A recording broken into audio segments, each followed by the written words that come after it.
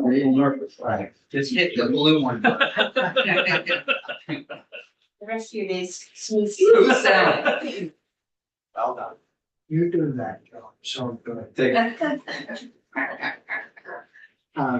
Good morning, everybody.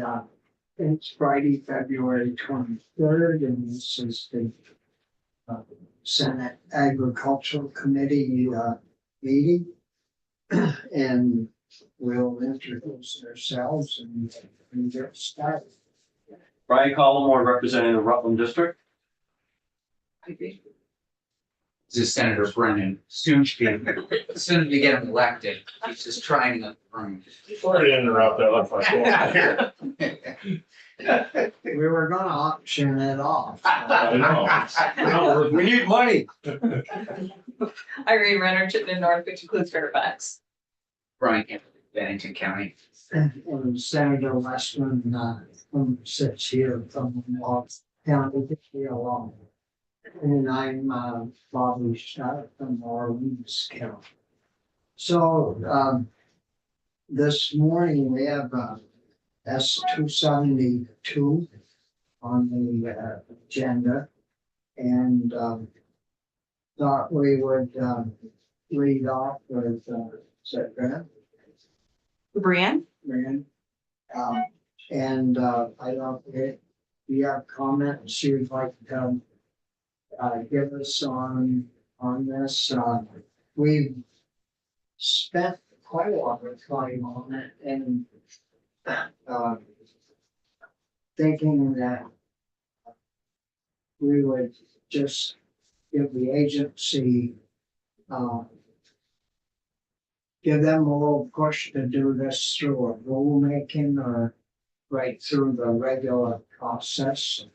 And so I don't know if that's something that you feel comfortable talking about or. Well, I'm here to talk about the effects of rodenticides on wildlife, so I can speak about that.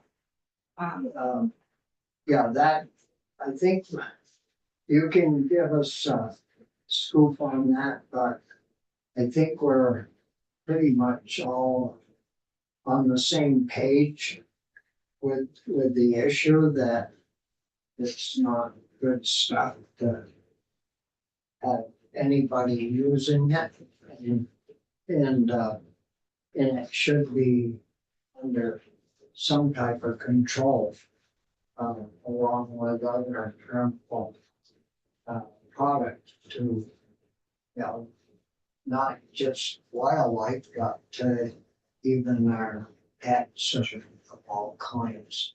So maybe you could give us your take on. Well, sure, I mean, Sit. I wasn't sure if this is actually Senator Steve. So for the record, my name is Brian Furphy. I am a fur bearer biologist for the program for the Fish and Wildlife Department. So I just wanted to share a little bit about, the effects of rodenticides on wildlife, specifically here in Vermont, what we know and what we don't know. And so it sounds like you all are familiar with some of the research that's been done here in Vermont. You are. Okay. Okay, so what we know is in 2019 and 2022, we did some sampling on fishers and bobcat here in Vermont. And so we sampled livers from fisher and bobcat that were regulated harvest from trappers. And so every year, trappers provide us carcasses that we do necropsies on. And so in those necropsies, we took advantage of the opportunity to take liver samples and test for the presence of rodenticides and to figure out what type of compounds are they being exposed to. So the results of that showed us that all of the fishers that were sampled, so there were 71 fisher samples, all of them are exposed to rodenticides. The majority, yes, all of them. And of those 71, the majority of them were exposed to more than just one compound, which indicates that there could have been several exposures over time. So not just one time, it could have been over time. And so these carcasses also had a wide distribution across the state. So it showed us that exposure was widely distributed across Vermont. And then in bobcats, we had very similar results. We had a lower sample size, but not all of them were exposed. It was 21 bobcats out of 28. Not as significant, but still significant. And so that's what we have here in Vermont. That's the results that we have. Importantly, it's difficult for us to make any sort of conclusions with that other than that they're exposed to the rodenticides. And it's not showing us that that was the cause of death, right? The cause of death was trapper cause mortality. And so with that, it's interesting because you really can't get a whole lot of information about, okay, how are rodenticides impacting these species? We know that they're exposed to it, but we don't know really, like, is it affecting them on an individual level? Is it affecting them on a population level? Our work at the Fish and Wildlife Department and through the trapper-derived carcasses and the information that they provide us show that fisher and bobcat populations are doing fine. There's no decline in their populations, and of the carcasses that we did examine that were exposed, there's no indication of any sort of health concerns. So that was interesting, right? Yeah. So, additionally, we're not seeing any sort of, differences in sex ratios either, which also would be an indicator that individuals or populations are being impacted.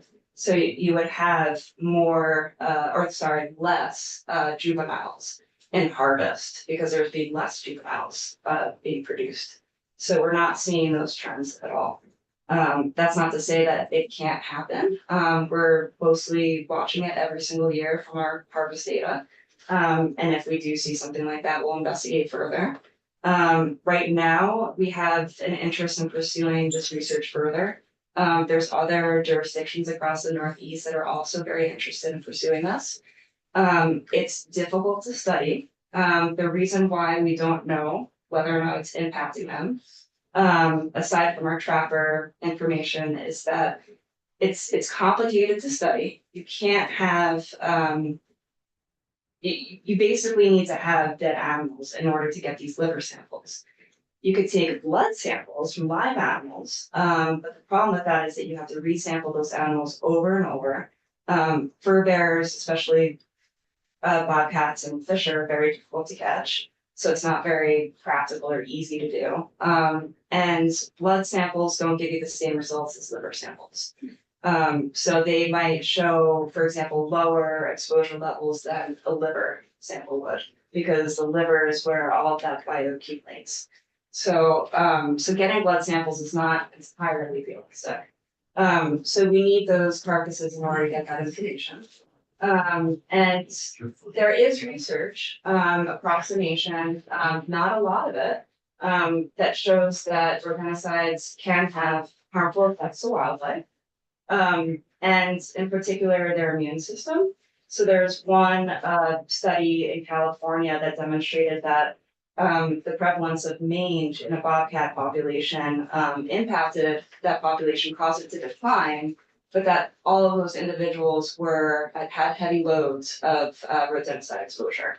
So that is bobcats in a certain area. We don't know right now what the threshold is for bobcats or any other species. At what point do these, do rodenticide exposure, how does it affect them, right? At what point does it cause mortality?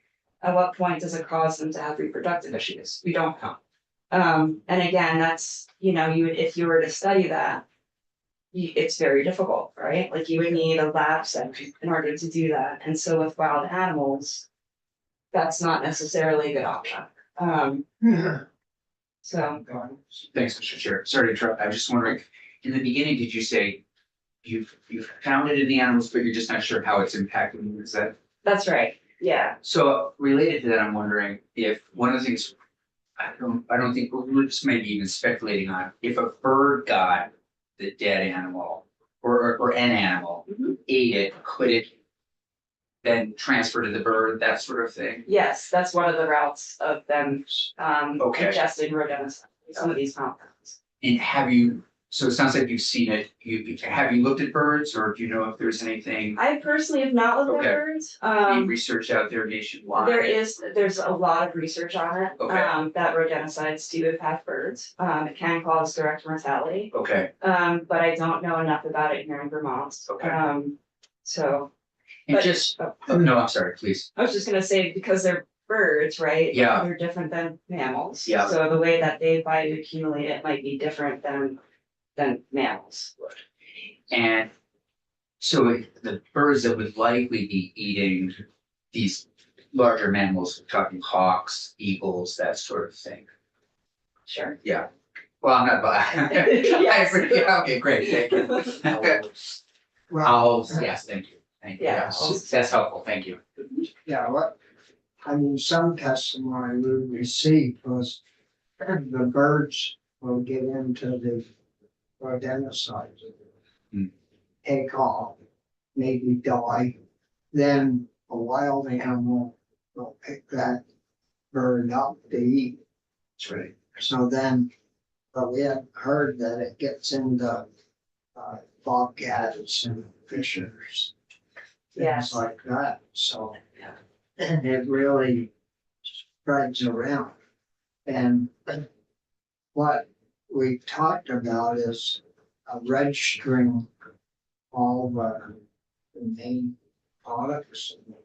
And so that kind of takes it out of circulation of somebody buying a pretty good sized bag and doing the outside of their condo. And, you know, you think you're gonna get few rodents and things, keep them out, but it's getting into our wildlife. So it needs some attention. Yeah, and like I said, it's very difficult to study. It requires a multidisciplinary approach, perhaps even a multi-jurisdictional approach across the Northeast. And, you know, it's expensive. It's a difficult problem to figure out. But again, I mean, exposure does not always mean that you're being impacted. We just simply don't know. Yes. Chairman Starr, first of all, John Austin, Director of Wildlife with the Vermont Fish and Wildlife Department, for the record. The department appreciates the concern and the interest of this committee on this issue. And it is our understanding, and having conversations with our colleagues from the Agency of Agriculture, Food and Markets, that they also agree that there needs to be additional regulation of these rodenticides. So it's conversations we had as recently as yesterday. I'm under the impression that, I don't want to speak for my colleague from the Agency of Agriculture, but that there's already a plan coming together for how they'll be put on the list of regulated compounds. And then, you know, then if a person has a real serious problem, they would have to hire a professional applicator to deal with these products, and hopefully, you know, it'll protect our pets, protect our wildlife, and you know, just be better in general. You know, Great. yeah, I think we're all pretty much on the same page, Brian. Thank you, Mr. Chair. So I'm remembering, trying to at least everything that we've heard so far. The second generation rodenticides would be put on a list where I think there were 8 of them, 12, where only licensed persons could purchase. But for a farmer who still has a rodent problem in the barn or wherever, that person could still buy the first generation. Right. The difference is, of course, it's not quite as effective because over time, the rodents have developed immunity to it. But anyway, that said, And I'm interested, because you mentioned threshold, so obviously, maybe not obviously, but I assume that the threshold for a bird would be much different than a mammal. In other words, a mammal would really have to feast on this for quite a while, I think, before it became a question of life or death, whereas a bird might just have a little bit and that's the end of that bird, Yeah, kind of thing. yeah, Does that make some sense? that's right, Senator, Okay. yeah, so, yeah, I mean, I think that. Again, they have different metabolisms, even within mammals, right? Foxes have different metabolisms than bobcats do, right? So that threshold is gonna be different for birds, foxes, coyotes, fisher, I mean, it affects quite a few different species here in Vermont. So, yeah, I think the committee feels, as the chair indicated, that this is probably a good idea. And we may put it into a bill rather than have it sit as a standalone bill. It makes more sense to put it in one of our miscellaneous bills probably, but I think it's a good idea to tighten things up a little bit. Well, I don't know of anybody that's gonna take anything away from. Right. You know, it isn't like we're doing away with stuff that people. Might need. Sometimes they Regulation. think they really need a big bag full. And they might only need a spoon, you know, to do their control, rodent control, so. Irene, Thank you, Mr. Chair. I'm curious, when you're looking at these livers, were you looking specifically for rodenticides or were you looking for all kinds of other chemicals? Specifically for rodenticides, we were sampling them for study to do with, you know, rodenticides. Was this a one-time thing or did you do it over many years? Over many years, What was the span? 3 years. 3 years. And we're continuing to collect samples into the future. so it sounds like you may have had, Fish and Game may have had some questions about this material before we ever heard about it, or, I mean, it's a concern across the nation. And so in the Northeast, other states have also been interested in this problem.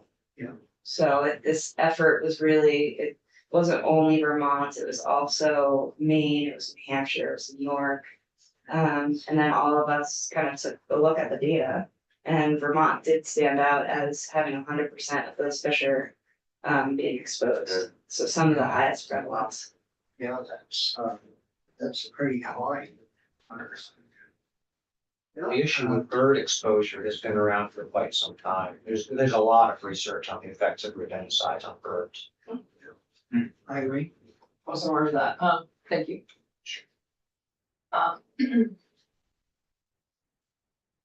Recording question. I'll pass. Well, you don't have to come up with it now, you Yeah. can tell Joan. Thank you, yeah, right. Call us. Yeah, fine. Yeah.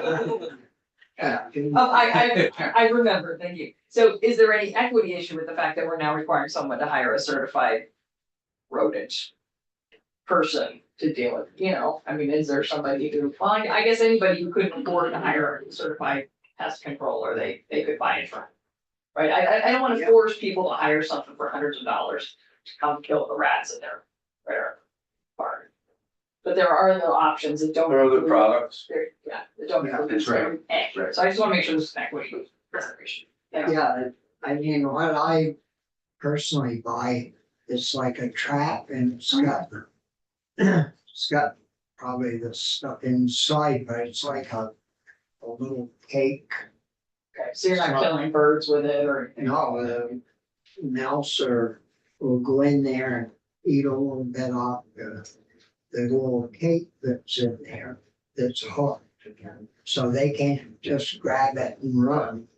And then they, you know, pass on. So any other questions? Any? I guess, so this feels like a good solution to you? Yeah, I mean, I'm not, yeah, just here to talk about the effects. Yeah. Good. If that's a decision that the committee comes up with. We try from time to time to get people to commit, but He never do. No, I agree. Thank you, Mr. Chair. So, can you remind me what other states have done in this regard? So similar to us, they've just done continuous testing over time to look at, exposure and specifically this one study with bobcat fisher.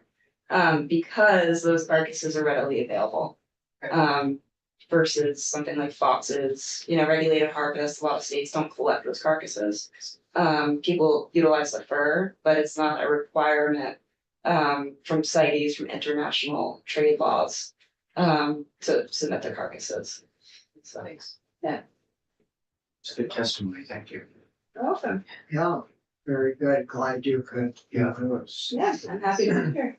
Thank you very much. thank Thank you you. very much. John, did you have anything you'd like to add to the discussion? Thank you, Mr. Chair. No, I was here largely for moral support and to help answer questions to the extent that you had them, but Ms. Furphy is very capable of that, so Yeah, I I'm along for the ride. agree with that.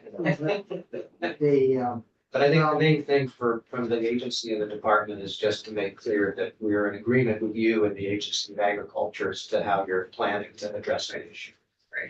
yeah, if we do that through the agency, I mean, you take a bill and you never know how it's gonna go, and if you do it through the agency that's willing, that handles this, and willing to do it through rules or adding it on to what they already have,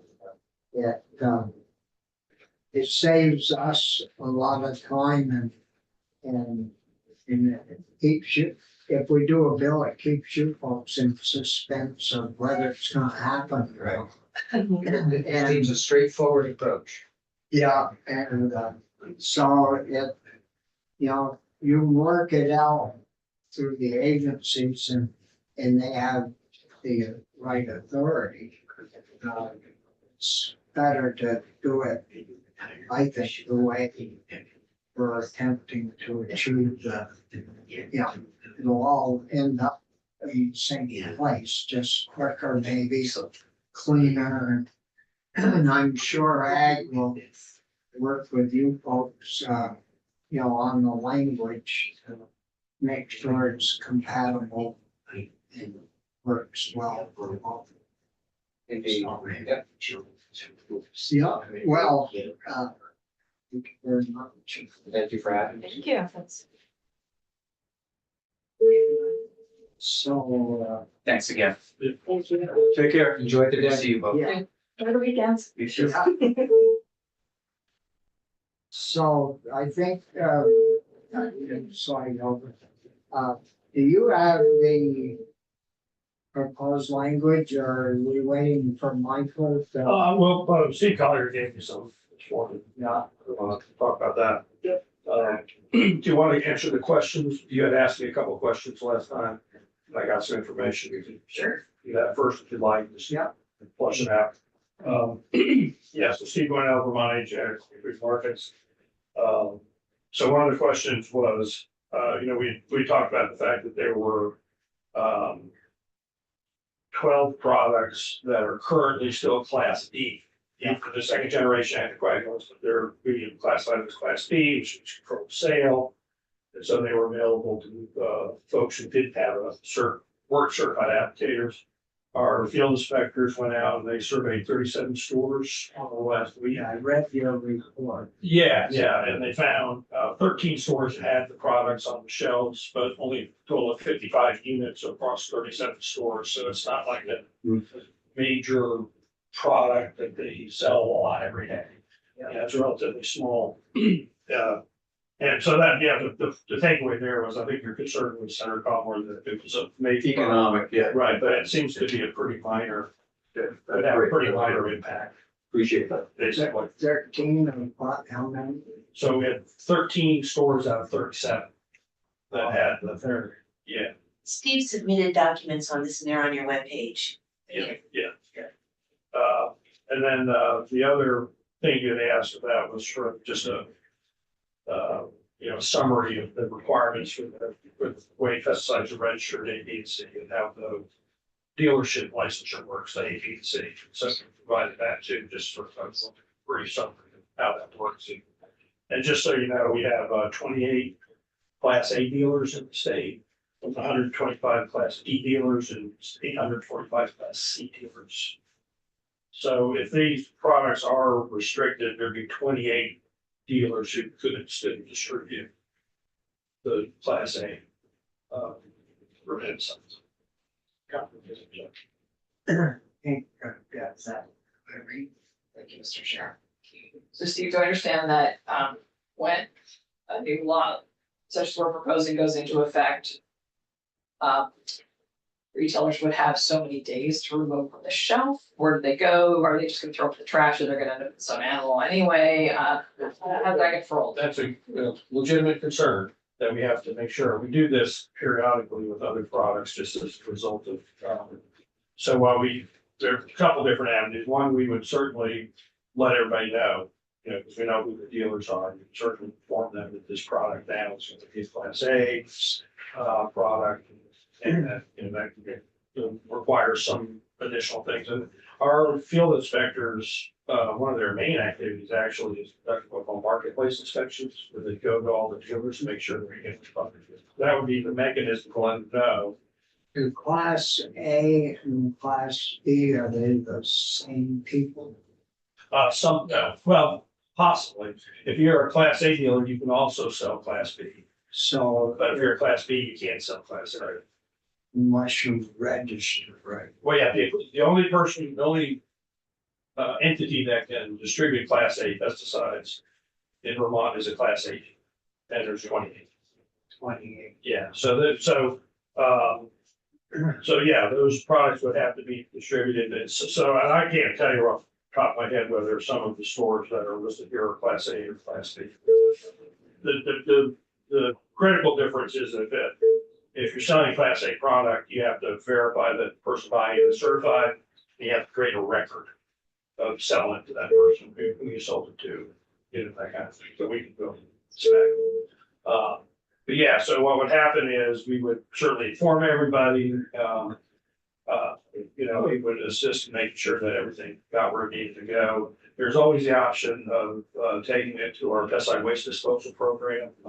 But, we're not talking about a lot of material here. We have 55 packages of it, so it's not. Oh, there's only 55. Yeah, we only found 55 packages of these materials out of 37 stores, so. May I ask, where is our pesticide disposal area? So the pesticide disposal program works in partnership with the solid waste management and means we have it's, I don't know if you call it a contract or a grant, but we basically have an agreement with them. Yeah. They collect materials, they tell us how much it costs to defray the cost. We're not always able to cover the entire cost. Yeah. But last year we spent $140,000 on reimbursing the solid waste programs for their pesticide disposal. Okay, thanks. So. So it sounds like we would have to dispose of those 55. Well, or they may be able to just, some of these stores may already be Class A dealers, so they would just switch them over to the Class A Yeah. shelf, and if they got sold, they know that person bought it. Like that. And what help the stores handle this stuff? Well, the ones that we found in were, pretty much the traditional farm supply stores. We didn't find it in hardware, like we didn't find it in Ace Hardware or Auto. It was more the Agway. I don't know if we found any Tractor Supply, actually. I don't think we found any Tractor Supplies. I don't see the list of Overshawn. Yeah, we didn't find it at Overshawn. Is equal. I can't remember, yeah, I mean, it was basically the more traditional places that farmers actually would go in, particularly Bordeaux Brothers and places like that. Can we buy it online? That's an interesting question, and potentially they could, and we have been, you all know Dave Huber. interested he is in this kind of stuff, and it's one of the things he's working on pretty regularly is identifying online sales and contacting them and, you know, making sure they comply with the law. He's had pretty good success with that. Yeah, but yeah, that is a thing, and so, yeah, sort of a hobby is to try to buy something online.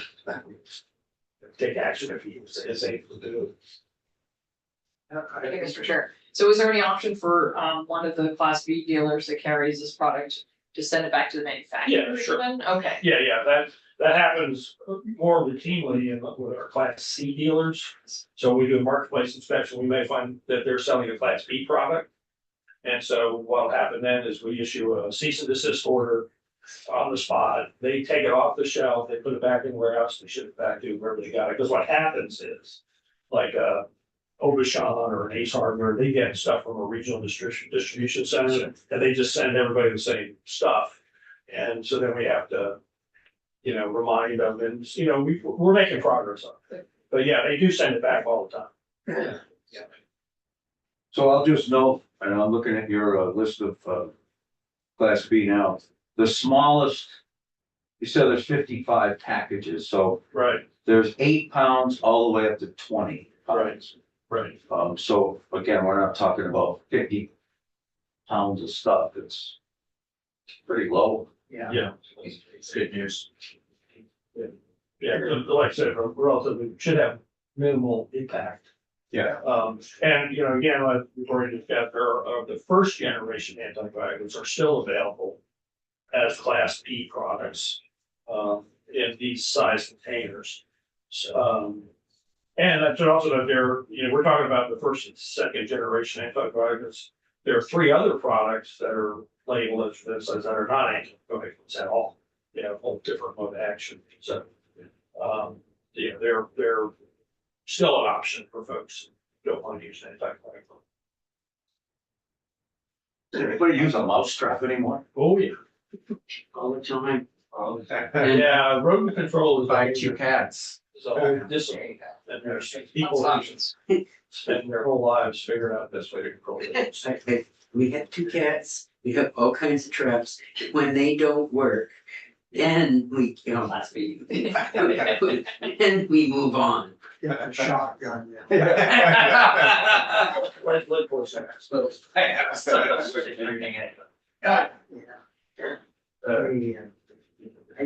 those are the questions you'd asked. Yeah. Thank you. Got that information, and then Thank you. back to your question about the language, Steve can jump in here if you want, but this is, the recommendation is to,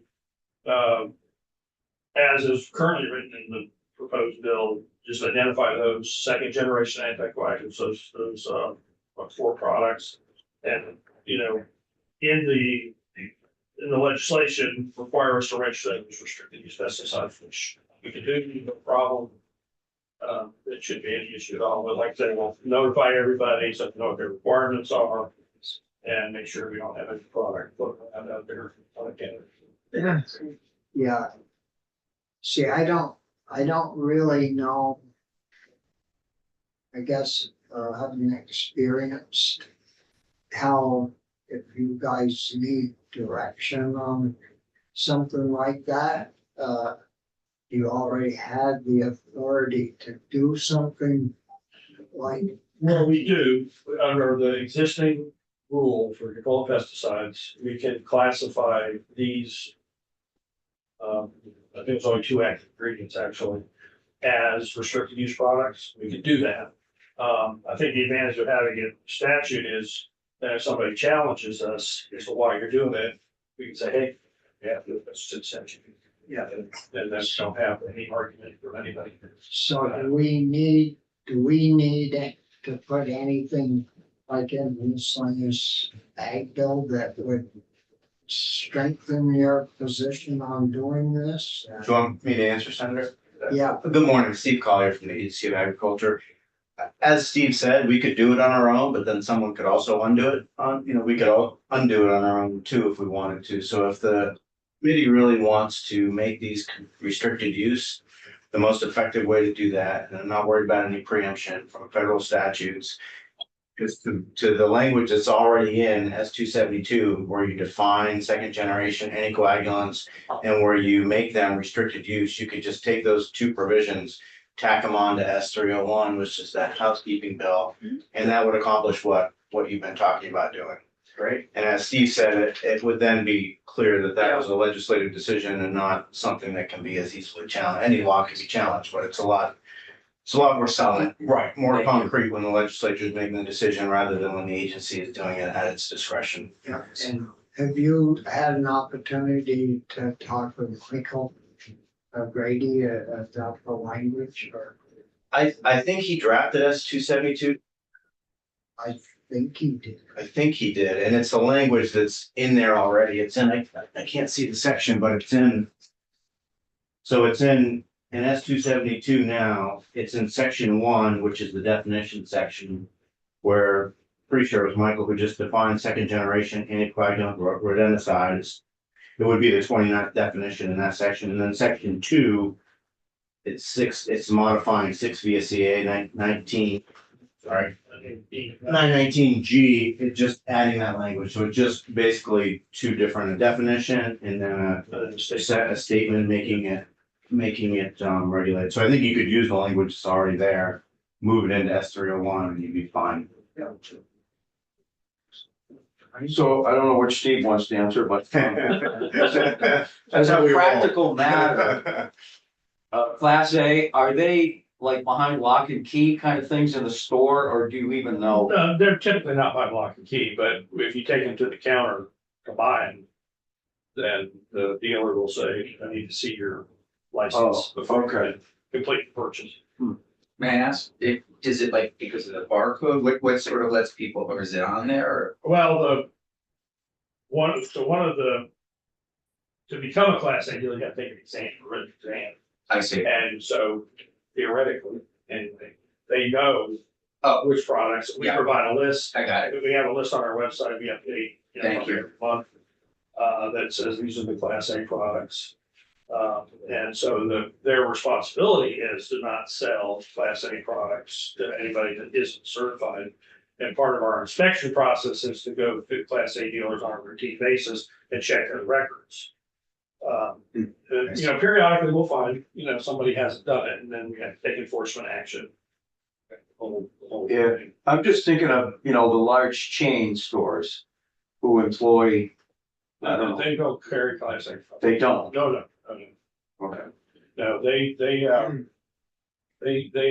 make great efforts not to carry class A products because of that reason. You know. Yeah, I mean, you've got 25, 30 employees, one of which may not know Right, and ring a sale up and right, wish that person the best of luck. right. Yeah, they don't. And in fact, the big chain stores like the Home Depots and Lowe's and Walmart's, they don't even carry class B products. They only carry class C products. And they only carry the prepackaged, like you were referring to, the prepackaged bait sections. Okay. And because they know, they don't want to have to deal with that. No. Yeah. So it sounds like a pretty good plan. Yeah. Anything else we should know in regards to? Not that particular. I mean, I will say one thing, though, we're gonna continue to work with Fish and Wildlife on this issue. Like we talked about before, this has been a concern for a while now, for us, about misuse of these products and impact on wildlife and birds and that kind of thing. The solution is use it properly and use it when needed. And so that's the education effort we have for the consumers. Dave already talked to you about, and best management industry. It's a focus to keep that going. To see, you're exactly right. You go in, people buy too much. And then come home and it's like you're trying to kill something with, loss and not using what you need. Yeah, they need a spoonful and they got a pill. Right. Well, it'll save them problems as far as money. I think, we're in pretty good shape, Steve. almost a ton. Yeah. Any other questions for? No, thank you. Steve? No, Thanks so much. yeah, Thank you. Thanks, Steve. Maybe I should give you these now. These are the documents Michael just gave me this morning.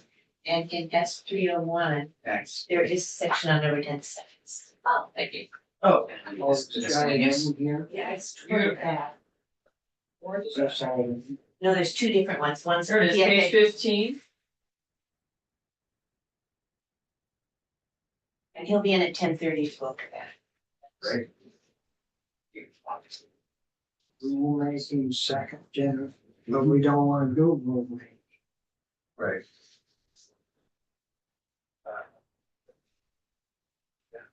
Sure.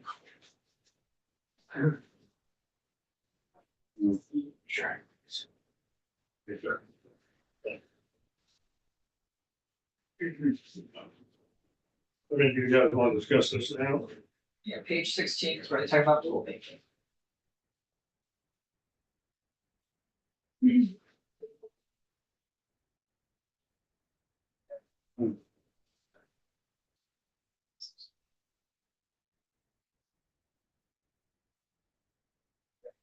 He'll be in at 10:30.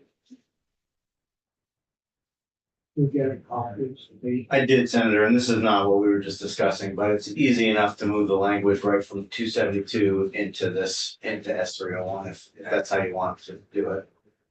Which we think is a better route than going to rulemaking on. Yeah. There's no reason to go to rulemaking on when you know exactly what you want to do. Yeah.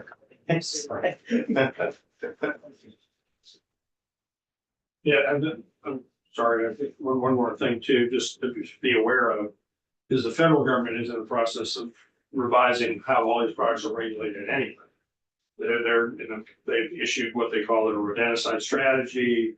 They've already closed their comment period on it, so they're moving down the road to add a lot of restrictions to rodenticide use for all the reasons we've been talking about. So, it's already underway. So.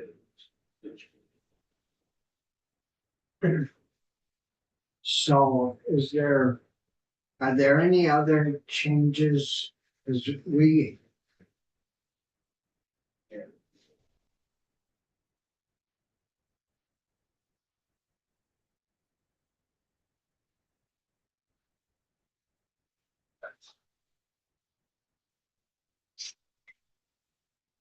Think we. The loan program that we had, people in on yesterday. Which bill was that? That is, yeah. With people, From the, oh, that was in this bill, wasn't it? Yeah, S 301, It's yeah. page 16. Section 16.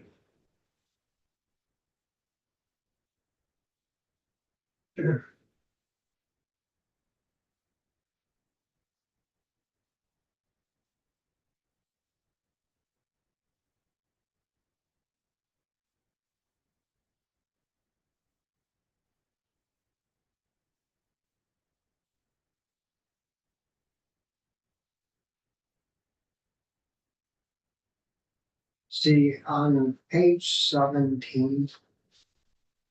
Where it talks, along the. Yep. Where it talks about forestry.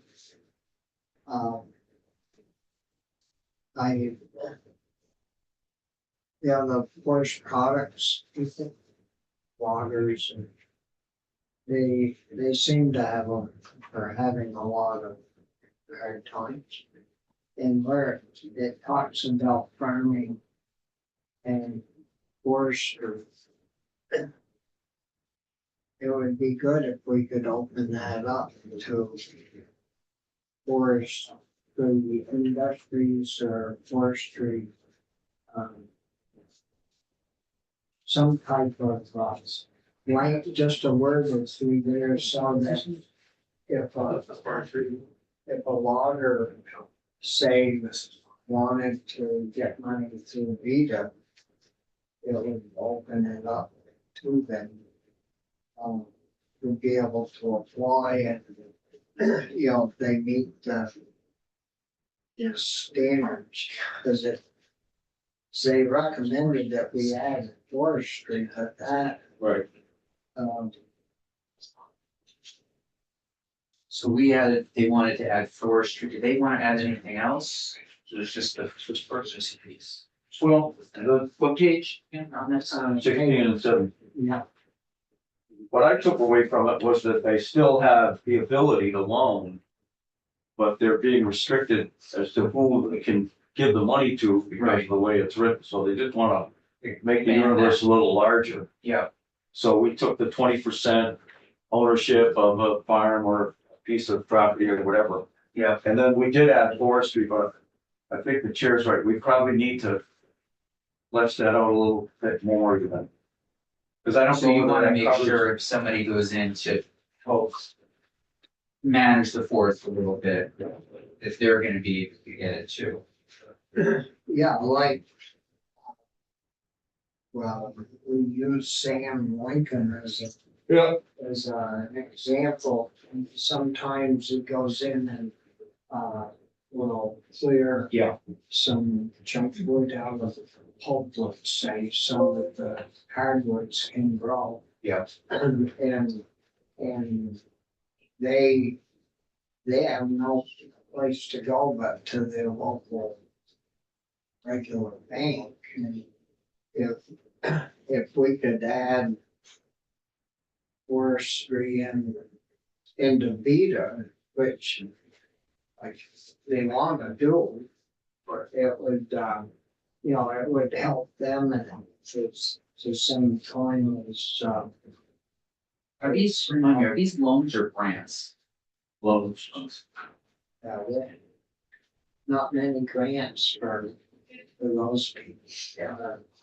A lot of people, you know, grants, So this would save them from needing to go to a bank, yeah. I That's- never dealt with them personally, but they are federal loan. That sounds like bad blocking or, yeah. On my things.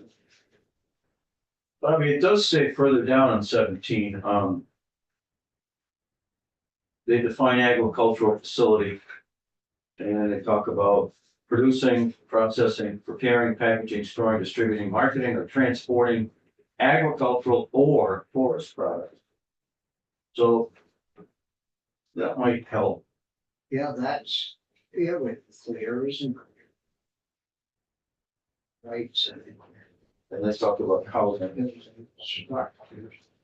Oh, sorry. And the next page talks about forest crops.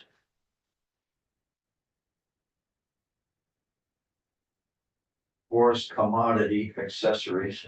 So. If. If you go back to 17, if you.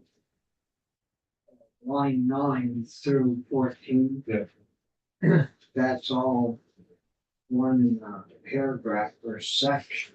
Right. It. Agricultural or forest products, so that should mean in that. Building, structures, and machinery, and equipment that is used for. That wouldn't allow them in. And then if you flip to page 18, line 16. Forest products business means an enterprise that's engaged in managing, harvesting, trucking, processing, manufacturing, crafting, or distributing forest products. At least partially derived from Vermont forest. I think that's So already in they are covered, that's all. Gotcha.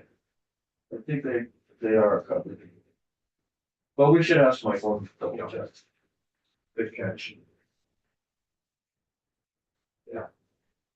But they are having a tough time, and if Vita has the money, they wanna lend it. Yeah, I mean, they do credit. I don't know what this rates are. Yeah, that's what I was wondering. You're gonna take a look. Thinking about it. After all. I have a line that it's an amendment, I wanna do it on the floor. Well, chickens are. Chicken organization fee. Thanks, Senator, appreciate that. I'll take that as a motion. I'll second it. So we'll have that to run through with Michael. Yeah, sorry. Yeah. Great. And Mr. Chair, these sections 6 and 7, do we add them to miscellaneous ed once we finish, or we just give Senator Lyons a recommendation? Yeah. For miscellaneous ed? Got it, I see. Thank you. Yeah, Have you talked, just out of curiosity, do you know what her timing is? well, she wants to do it next week. Okay. And, yeah, so I think we're good for, Our recommendations. yeah. That one, so.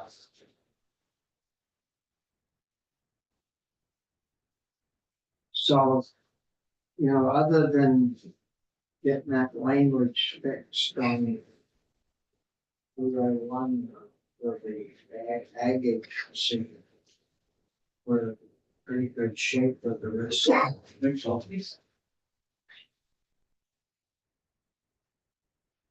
I don't, we must have talked about doing, rulemaking when Michael. Yeah, we did it first, Yeah. but I think Steve's correct, that we sort of direct the agency to put these particular 12 substances on a list on Class A. I think that solves the problem. Yeah. Then we'll take the heat. And, well, if there is any, I don't think there'll be I don't. any, even though I think it's the right thing to do. And Senator, it would actually be the ones, there's already, like, what, 56 of them, I think, Yeah. that we've already designated, but you would be making all of them, make it by law that all of them have to be restricted use, so. So, so I think we're good, on the, We have all the guests for the next set, all of the guests from my, the next. they are, they want Yes. to testify, right? Right. Yeah. So why don't we get them on the screen? Then we'll see how that goes and then Michael will be the one that. So you want to, John, you made this as a deadline, so if you could go first. yep. John, are you on Zoom? There you are. Yes, sir. Good morning. Morning, morning. So you want to give us a little testimony on 197? I'm sorry, could you repeat that, please? Yeah, this is the Sand Ag Committee and we're taking testimony on 197.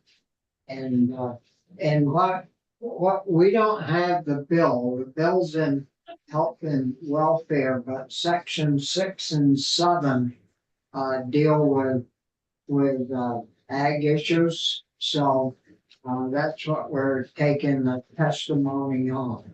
Yes, sir. Yep. So I would just like to comment, I was asked to speak Tuesday, I guess it was, with about 20 minutes notice. And after doing some additional research on this topic, I just wanted to clarify that it's a lot more complex than I was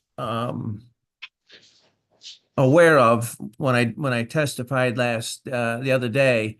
And I'm just happy to report that the folks that are going to be testifying after me are much more knowledgeable about the nuances of this issue. And so I just wanted to clarify that. If I said anything that was potentially inaccurate the other day, I apologize.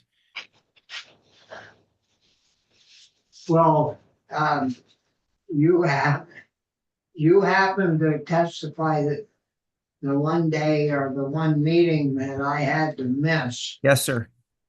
So I didn't hear you say a thing that. I guess I'm in the clear then.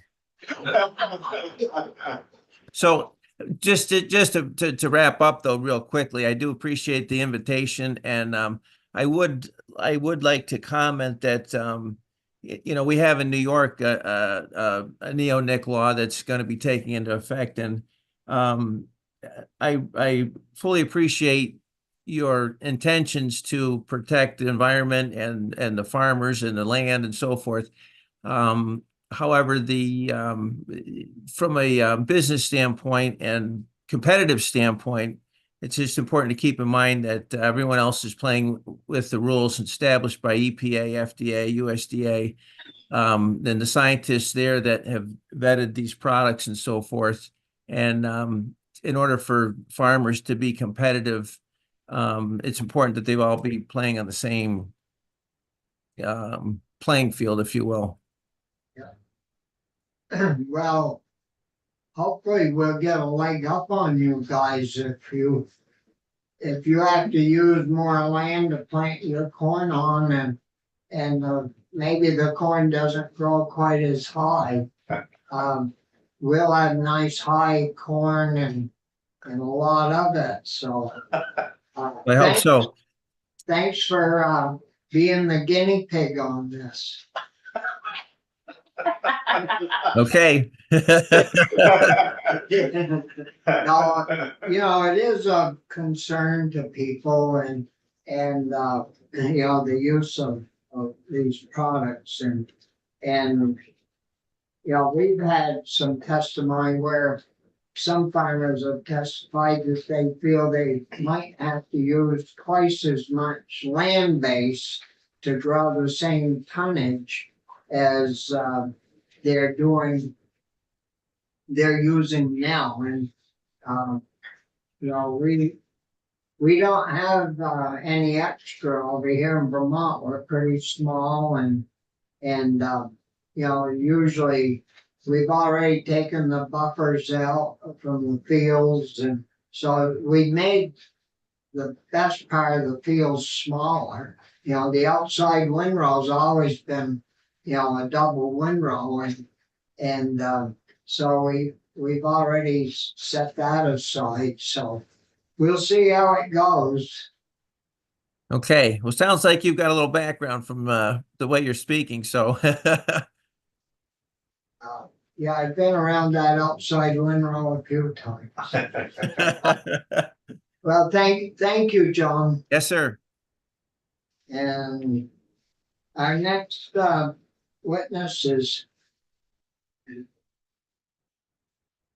there somebody there? I'm not sure how to pronounce the name. It's Manojit Basu. That is correct. Thank you. It's Manojit Basu. Yes. Yeah. Morning. Welcome. Good morning. Thank you. And good morning, Chair Starr and the distinguished members of the Senate Committee on Agriculture. Thank you for this opportunity to come in and talk about SB 197. I just heard the conversation that, it's section 6 and 7.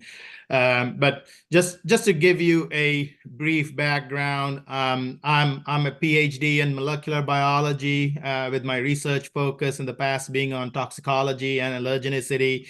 Currently, in my role, I'm the Vice President of Science and Regulatory Policy at CropLife America. This is the National Trade Association representing the manufacturers, formulators, distributors of pesticide products used by farmers across the United States, the world, as well as farmers in Vermont. I'm also an School of Arts and Science, and in the advanced academic program, I teach regulatory science and other courses to graduate and undergraduate students at Johns Hopkins.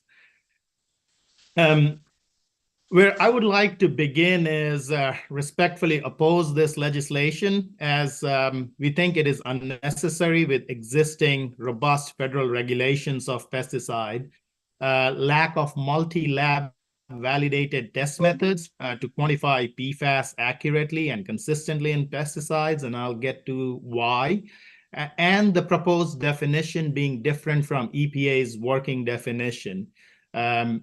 A lot of it depends on the definition and how PFAS are all being classed as one big chemistry rather than being looked at different chemistries with different chemical properties. SB 197 will disadvantage Vermont residents with no protection from pests and invasive species. SB 197 is unnecessary as all pesticide, including those formulated with fluorinated chemistry, must be registered by EPA prior to applying for and receiving state registrations in Vermont. So what is the process? To approve a new pesticide, EPA must determine that when used in accordance with the label, the pesticide will not cause unreasonable adverse effect on the environment and does provide a reasonable certainty of no harm to human health. EPA is also required to periodically review registered pesticides to ensure that they continue to meet these robust safety standards. Pesticides are unique, actually. They have more scientific data about them than for any other products available in chemistry today, even more data available than pharmaceutical products. The pesticide registration process in the US is based on the best available science and is considered the gold standard across the whole world, simply because what US EPA does for pesticide risk assessment is they have built a comprehensive framework that ensures the protection of human health and environment. The framework involves rigorous testing protocols and risk assessment methodologies to evaluate the safety of pesticide products before they are approved for use. One key aspect of the robustness that I keep talking about of the pesticide risk assessment in the US is the extensive data requirement imposed on pesticide manufacturers. So for a pesticide manufacturer to bring a product to the marketplace, they could be required anywhere from 130 to 150 different studies. And that's not the high number. The agency could come back and require for more studies, more data, and more details to understand the chemistry better. These requirements, what they do is they mandate the submission of detailed information on the chemical composition, toxicity, environmental fate, what happens to that molecule, to that chemistry in the environment, and potential exposure pathways of the pesticide. And these exposures could be to human, non-target species, workers, multiple different exposure pathways. The data is thoroughly reviewed by US EPA, number one. This data could also be reviewed from a human health perspective from FDA. USDA does monitoring of residue. From the environmental perspective, Fish and Wildlife Services and National Marine Fisheries Services also require pesticide toxicity data, exposure, use data to review non-target exposure. And the potential risk associated with the use of pesticides. So 5 different regulatory agencies having one or the other type of oversight on these products. What does US EPA do? They employ a very sophisticated risk assessment model and tool to evaluate the potential health and environmental impact of pesticide under various scenarios. These models that exist take into account factors as exposure level, what are the toxicity endpoints across various doses, what is the environmental fate, to finally estimate the risk to human health and ecological systems accurately. The other thing that US EPA regularly does is it updates its risk assessment methodologies. So our understanding of science improves with time, and as our understanding improves, what the agencies want to do is they want to improve these methodologies and guidelines to incorporate the latest and greatest scientific advancements and address emerging concerns. In this case, we are talking about PFAS, and the agency has already started working on this emerging concern of PFAS. This adaptive approach ensures that pesticide risk assessment remain robust and reflective of the current scientific understanding. So with respect to PFAS, what has the agency does? They have put together an intra-agency working group bringing EPA, FDA, CDC, everyone together to implement a PFAS strategic roadmap. The PFAS strategic roadmap is available on EPA website. Happy to share a link which documents what is the agency looking at from a 2021 to 2024 time period and how they are addressing concerns related with PFAS.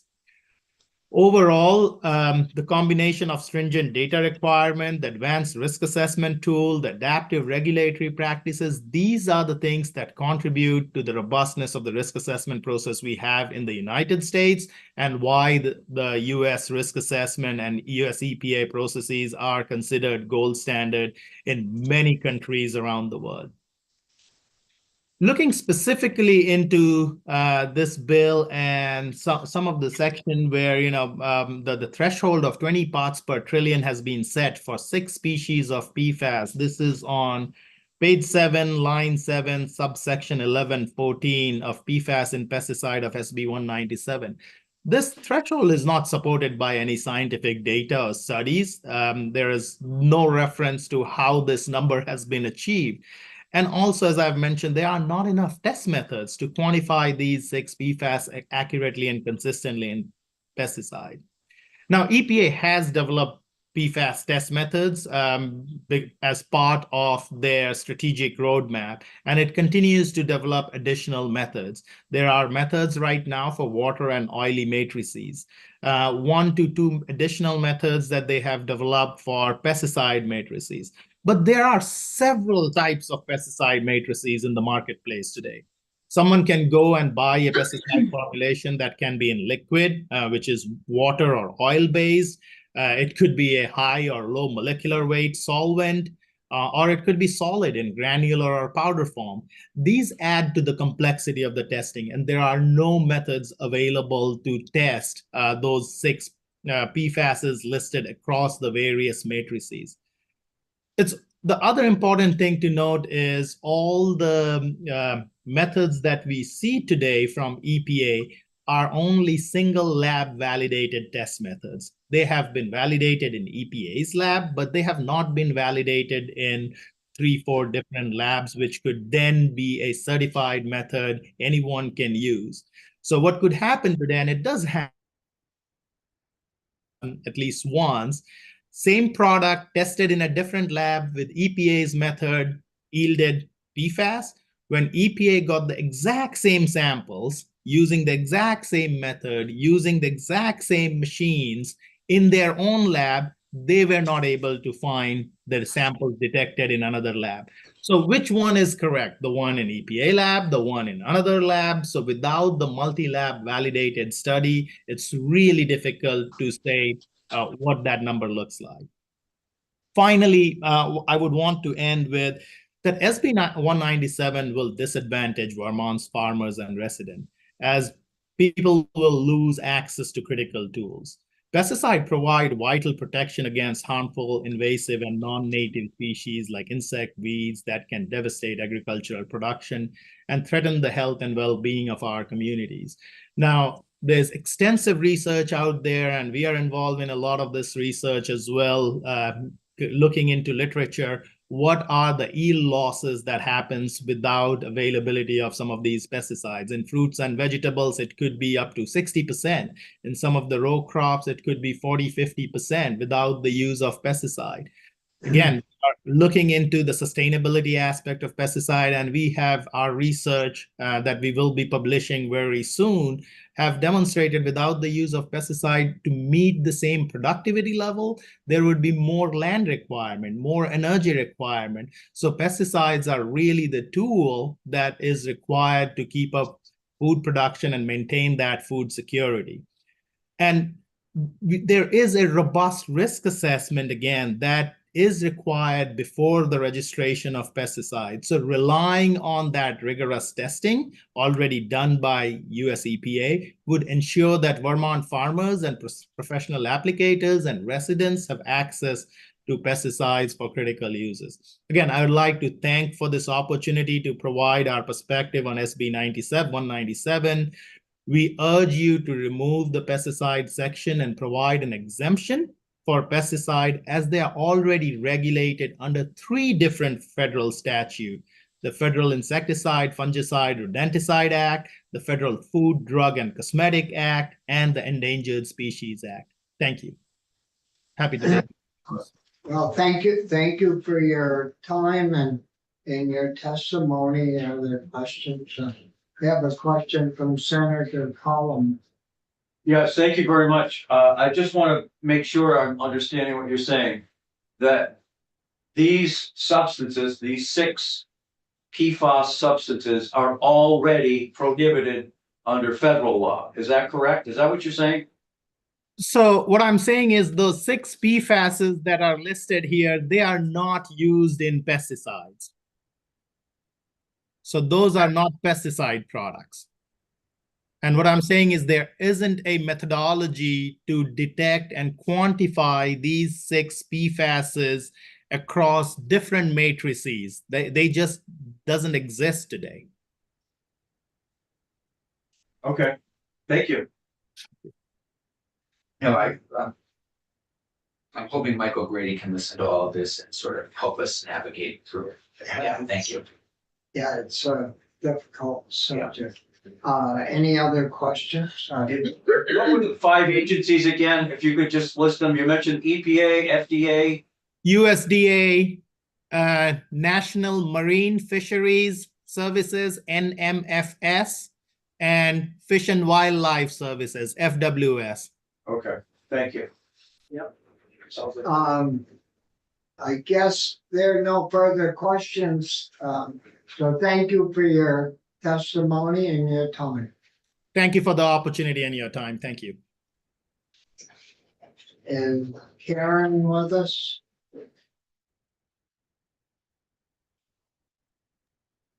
Hello, yes, I am. Yes, good morning.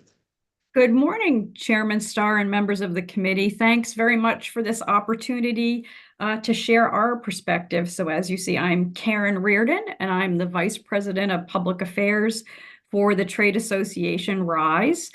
We represent the manufacturers, formulators, and distributors of the pesticides that would be used by Vermont consumers, public health officials, professional applicators, and anyone else who is managing pests in a non-agricultural setting. Thank you for this opportunity again, specifically to speak to section 6 and 7 of 197.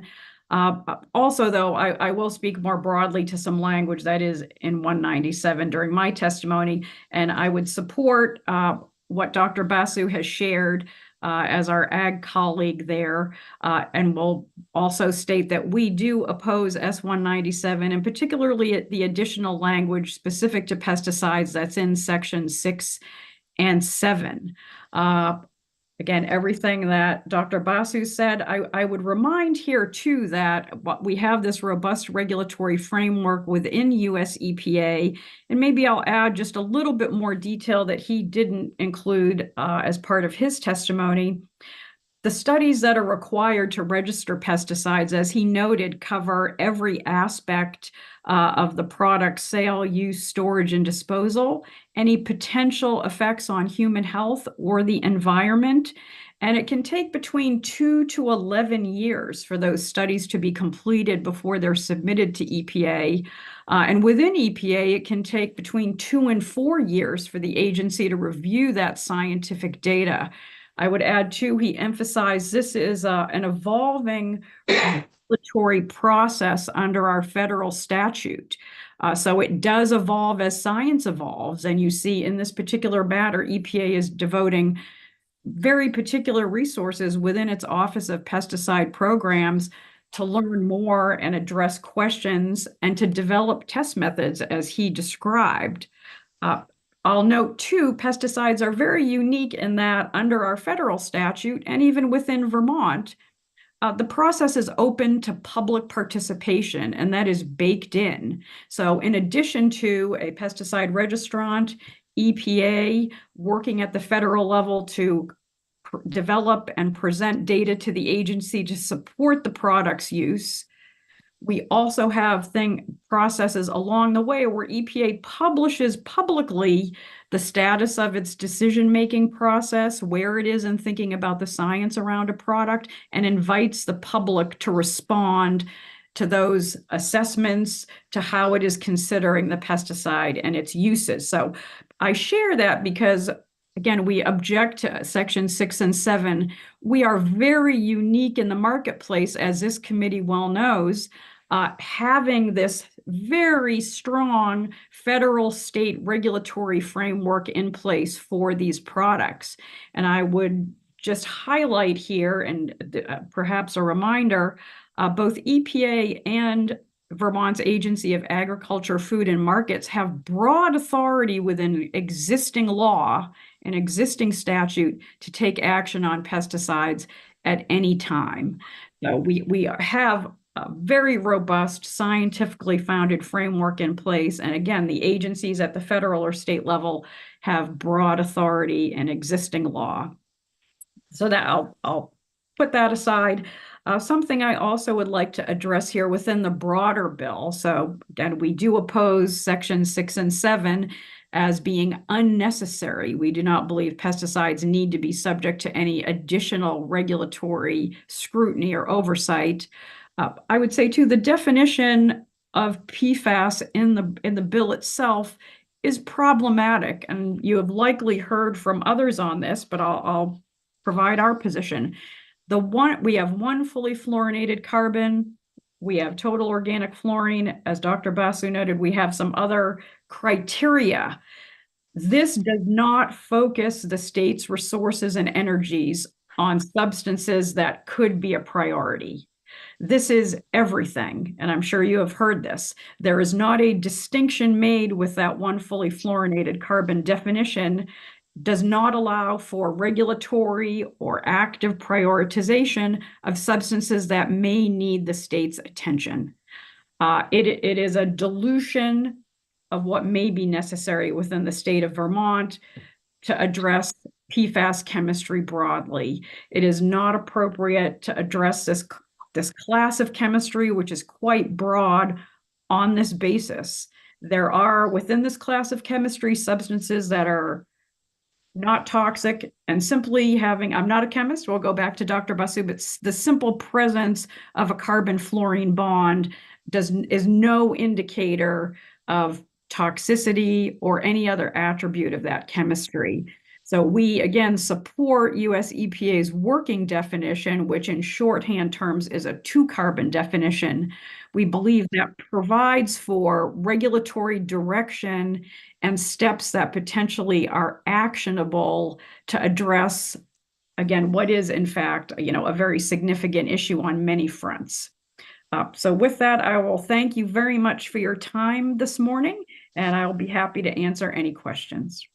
Yeah, well, thank you, Karen, for that question, Brian. Thank you, Mr. Chair.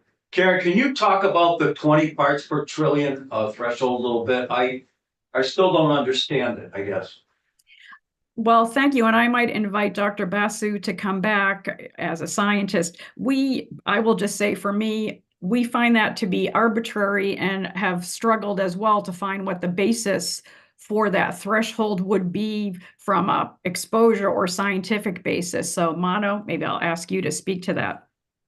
Thanks, Karen. And again, as I mentioned in my testimony, I couldn't find any basis in literature saying 20 parts per trillion for all these 6 different species of PFAS that are listed. Are these based? Most of the time when thresholds are created for any chemistry, those are based on extensive animal studies or computational modeling studies. In this case, whether that 20 number has been picked from thin air or not, I couldn't find where the 20 originate from. Is 20 the right number? Maybe it is 500. Maybe it is 2. There is no way to find out unless there is studies conducted what the right threshold is. And this just sets a really bad precedent to pick a number for a chemistry and set a threshold and go across chemistries overall from a scientific point of view. Thank you. Yes, Irene. Thank you, Karen. Mr. Chair. I want to make sure I heard you correctly that this fluorine, I don't know what the term is, bond is not indicative of any particular characteristic. I thought that from prior testimonies that we've heard on other days, that this indicates that it's a very strong bond and it makes it a forever chemical, and that would be one characteristic throughout this type of chemistry. So if I can get into the chemistry a little bit, carbon fluorine is one of the strongest bond that exists in molecules. And yes, carbon fluorine bonds are found in nature. Carbon fluorine bonds do not break down as easily as a carbon hydrogen or a carbon carbon bond would break down under high temperature or any other kind of stress introduced on the molecules. But just because it's a carbon fluorine bond and it doesn't break down, there are reasons for these kind of bonds to exist in nature and why these bonds are required. When we worry about a chemistry, we don't necessarily worry about, is it a carbon fluorine bond? Is it a carbon hydrogen bond? Is it a carbon carbon bond? What we specifically look into is the toxicity and what are the concerns from an endpoint, from a human health versus environmental impact point of view, and what those concerns are. If those concerns are not well defined, and PFAS, as we talk about, whether it's 1 carbon or 2 carbon or 10 carbon, there are about 10,000 different PFASs based on the number of carbons structurally. So all these PFAS have different chemical composition, different chemical structure, and a different toxicity endpoint and profile. So grouping them as one big family is not the way that science moves from a chemical point of view. It's like a good example is hydrocarbons. Hydrocarbons are hydrogen and carbon together. Hydrocarbons could be petroleum. Hydrocarbons are also alcohol. Not all hydrocarbons would fall in the category of alcohol. Not all hydrocarbons will fall in the category of petroleum products. So that's what the whole PFAS grouping is. But there are chemistries which are concerning, which have endpoints where there is high toxicity, it stays, there is, what we call is it's persistent, it's bioaccumulative, it's toxic. There are those chemistries in PFAS, but just having a carbon and fluorine bond does not automatically make them toxic.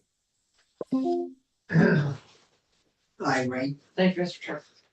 If I may just follow on with that, you mentioned there are carbon and fluorine bonds in nature. Can you give me just some examples so I have a benchmark? I mean, a lot of these chemicals, are you looking for a chemical name or products that exist with a carbon fluorine bond? You mentioned hydrocarbons being like petroleum, right? But then there's other ones that are like alcohol that's processed, right? Yeah. Petrochemicals are. I'm just curious. My impression was PFAS chemicals are manufactured to be forever and they are used for specific purposes. I'm just wondering if there's a rock out there I could find in my driveway that's natural that would have this bond, so I can get the sense that no, they also occur naturally. They're not just man-made. Yeah.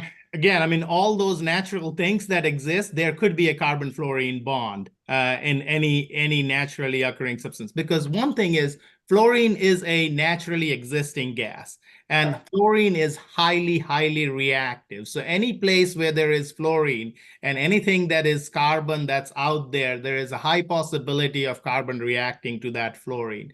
Now, I don't have specific examples of what those products would be where there is a carbon fluorine bond, but I'm happy to follow up and provide some specific examples, share with the group on where you can find it naturally occurring. There is carbon fluorine bonds that are utilized even in a lot of pharmaceutical products as well. A lot of the medications that we take would automatically fall in that PFAS category if it is a 1 carbon definition. And I would avoid them for the same reason personally, but thank you. Appreciate that. Thank A you. lot of cancer therapies actually rely on that carbon fluorine, and we couldn't get there without the carbon fluorine bonding for the cancer therapies. Mine is more of a comment. I mean, I appreciate the industry scientists. I'd love to hear from some of our state scientists on this, who are really, we're trying to protect our honors. So I mean, as much as we could maybe have some folks in from ANR or other, even UVM, just a Agency of Natural Resources or UVM or somebody. No, I just don't want, I mean, I appreciate the industry folks, but everybody has their angle on this. They don't want certain things. We have, Pamela coming in next, so she. Oh, great. she could was- Oh, great. Oh, yeah, I think we heard from, yes, great. Just hear from Pam. Any other questions for this one? Thank you. Thank you very Thank you. much, and thanks for your time and knowledge. Thank you. Thank you. Is Pamela with us? Hello, I am here. Very good. Can you hear me? Yes. Yes. Perfectly. I think that I'm here to support Steve Collier and Stephen Dwinell. Yes. They're right here watching you. Close. Steve and Steve have ganged up on you. No, they were in earlier on a different subject when we switched over to prefabs, and so welcome to our Zoom meeting. Great to be here. Are there specific questions that the committee has that I can help you with? Well, not really specific questions. We're trying in S-197, section 6 and 7, which that bill is in the Health and Welfare Committee. They've asked us to take testimony in regards to those two sections and present some type of a report to them in regards to, whether this is good, bad, or neutral to our agricultural industry.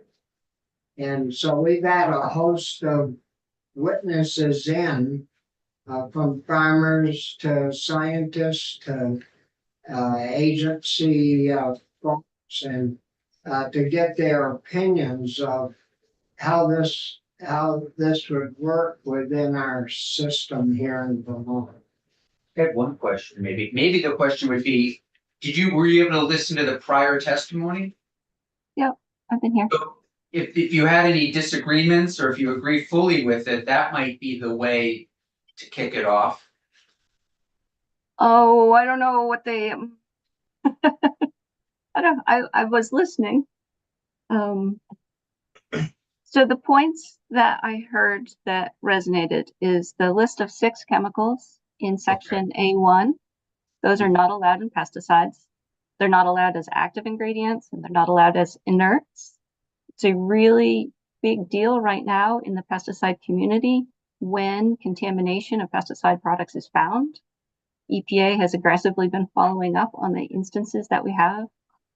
We would fall as a state agency, that would be considered adulteration of a pesticide product. It's a violation of FIFRA. It's a violation of state law for those ingredients to be in a pesticide currently. That's something that I took out of that. But I think any disagreements with anything that you heard? I guess there's one little niggling thing, and the organic fluorine bond does occur in nature, but it's very rare. So when you think about those chemistries, the fluorine adds amazing functionality to chemicals.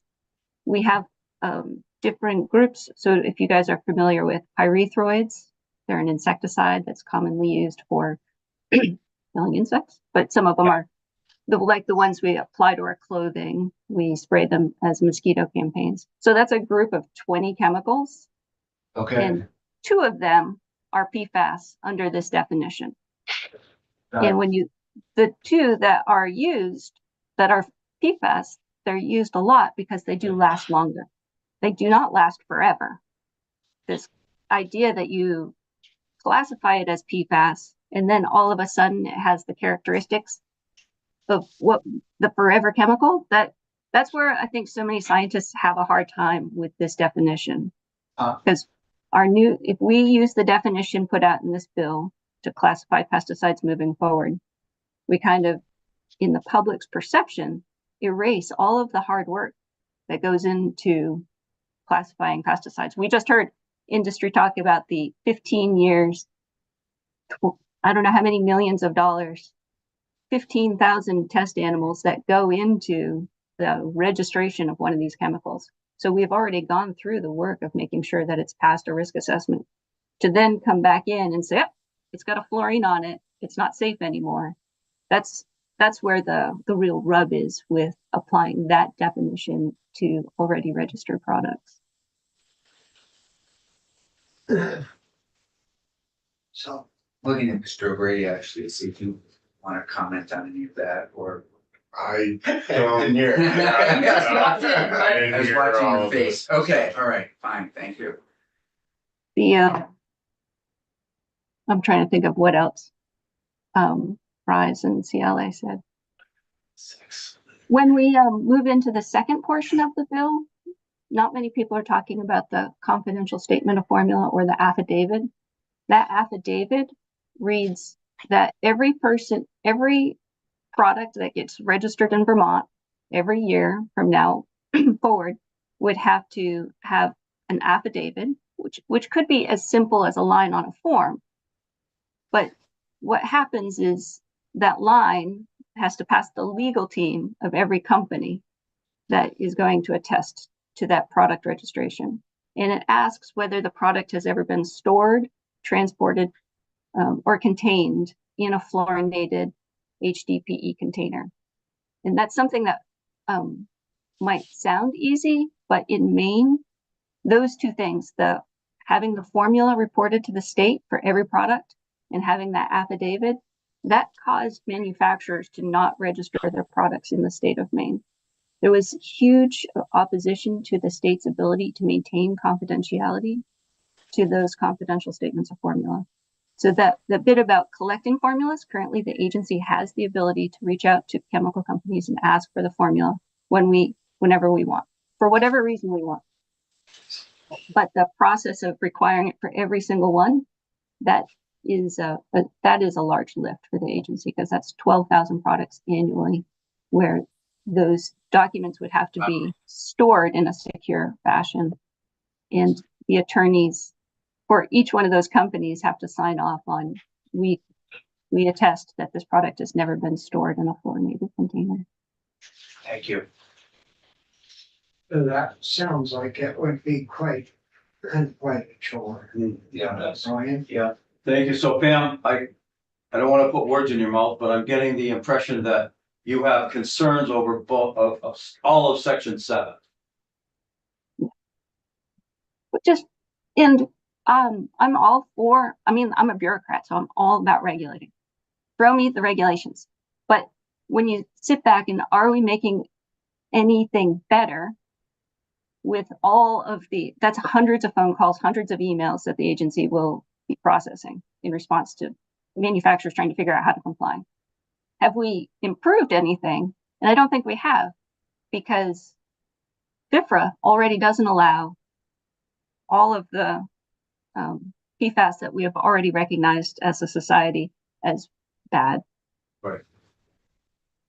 Okay. Thank you. That makes sense. Irene? Thank you, Mr. Chair. So Pam, is there anything in section 6 or 7 that you find redeeming that you would include, or would you just scrap this language? I think it's all very redundant. There were parts of it that were better than what happened in Maine.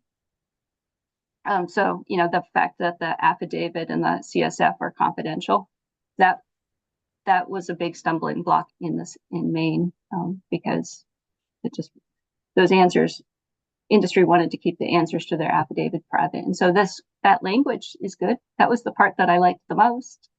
But I just, I really don't feel that it's necessary, right? Like, you're never gonna put a PFAS in a pesticide, in the active, in the inert. And I've reached out to EPA this past week and gotten verification that even the plastic material is evaluated. So if you have a cattle ear tag and it's plastic and it's impregnated with a pesticide and you put that whole thing in the ear, the EPA looks at the composition of the plastic and everything that was added to the plastic in the process of making it. So EPA risk assessment looks at that full package. You often hear people say they only look at the active ingredients, but they don't. They look at every single ingredient that's in the final formula. So even those plastics would not be having PFAS in them because and like it's widely recognized, there's a whole huge list of PFAS we avoid in manufacturing. So there's no way that would get through risk assessment. There's only 3, or I'll just leave it at that.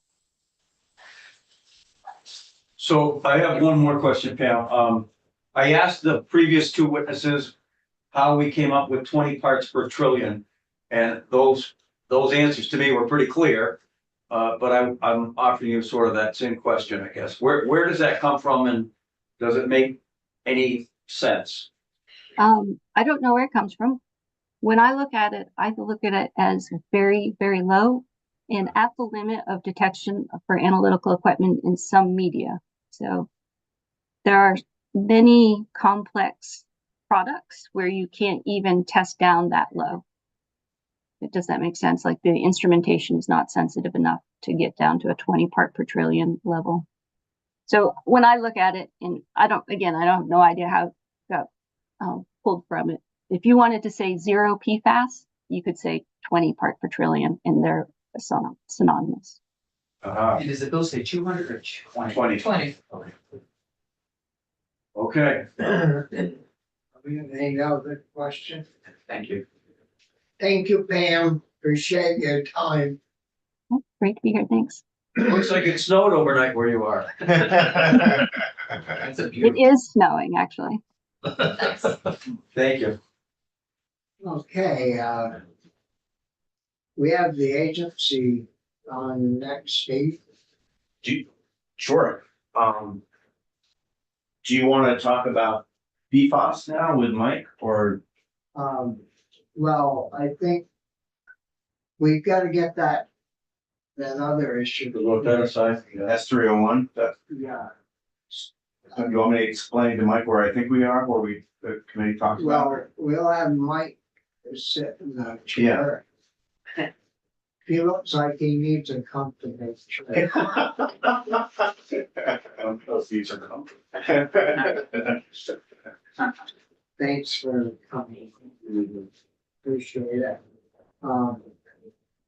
In regards to our language on 301, on page 15, we've kind of shifted gears. And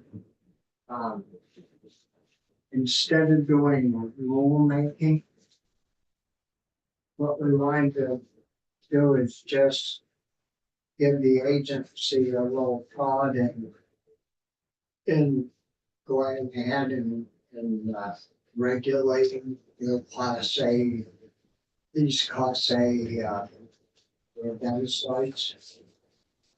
And I think, What do you mean, like they already do regulate them? well, no, if I could, there's 12 substances now that are on the B list that we would like to direct the agency to move to the A list. Oh, I see. and the language seems to be right in 272.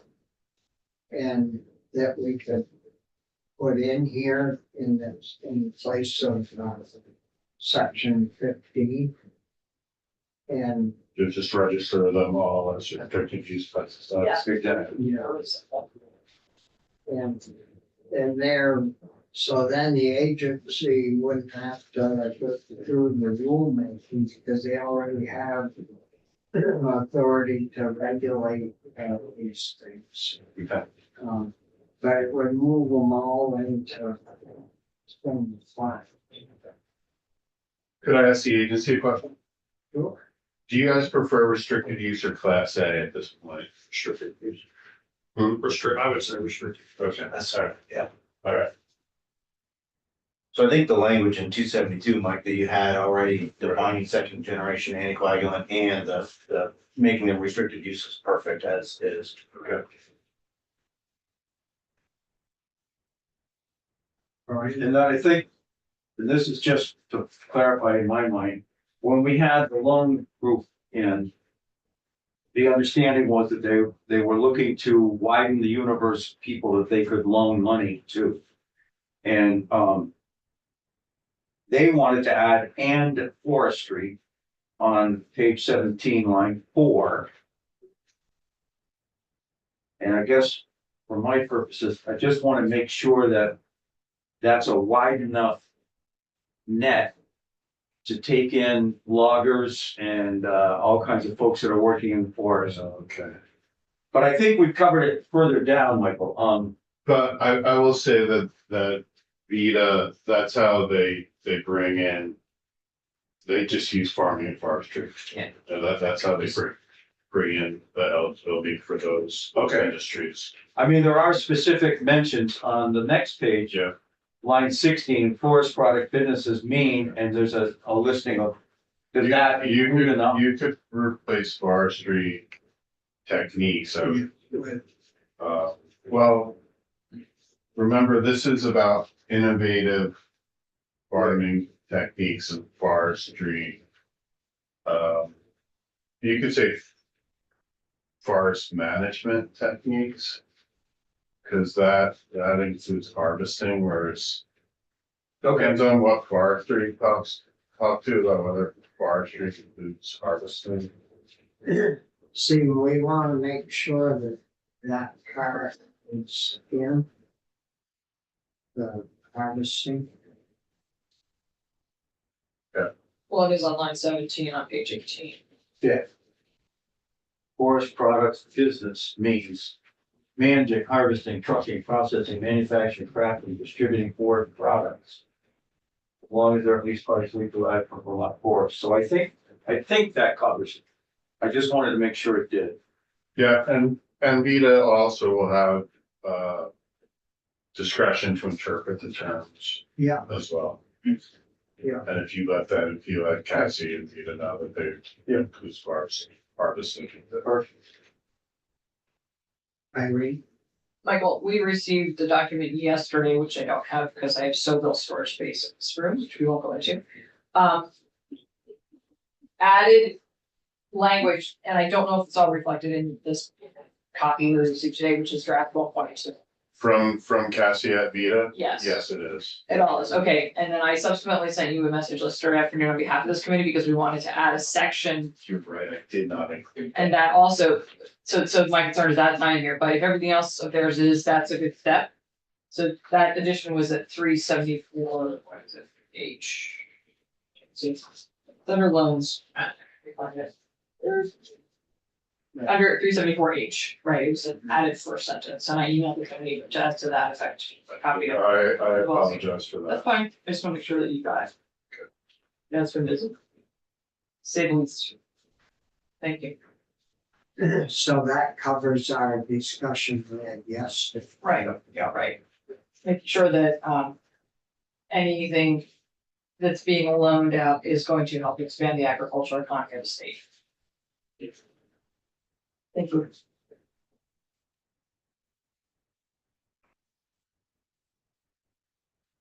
So, I think those are the two Yeah. issues, ones that we discussed yesterday and then, the part that we added today.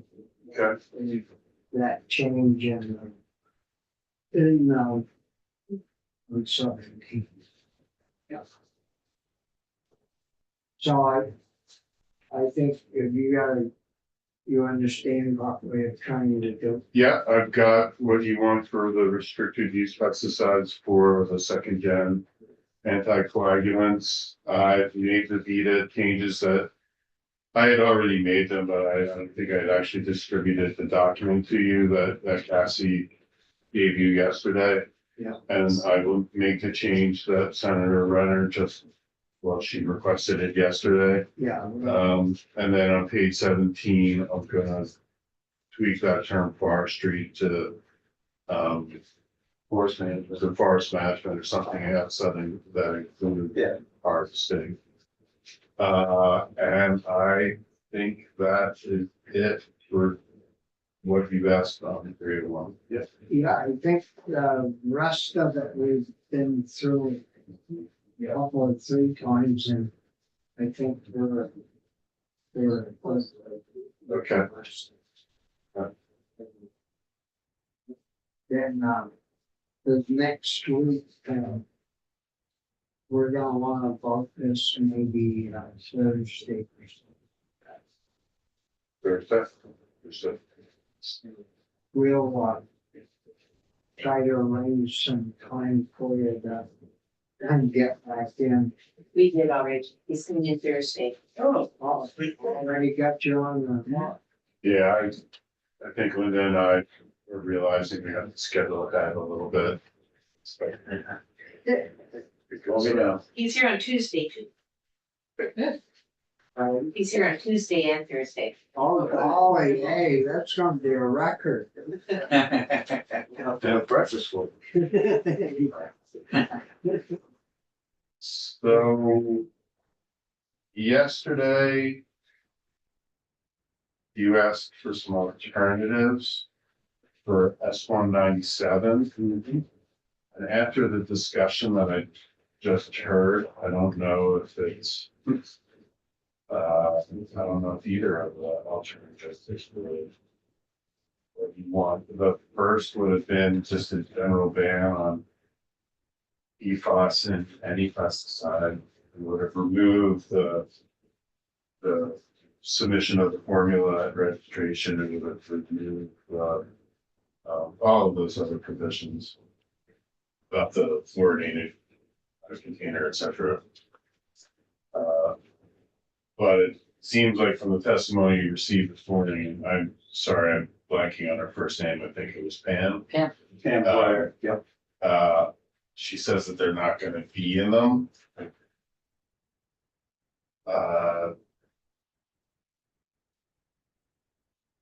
I just keep coming back to the flea collars. And I don't know if you're that concerned about PFAS and flea collars, or if you would have exempted them anyway because of the public health need. But so the second alternative was a report from the agency